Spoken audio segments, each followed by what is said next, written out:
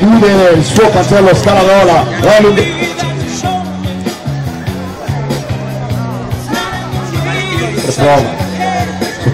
Mi sono aperto, vai a lunga, Appioli a seguire, Edina Cesaretti a seguire, Giulia Costantini, bello il suo salto, gesta tecnica. Vi ricordo, dopo loro tre abbiamo Barrel e Paul Betti, quindi non andate via perché Barrel e Paul usa tanta velocità.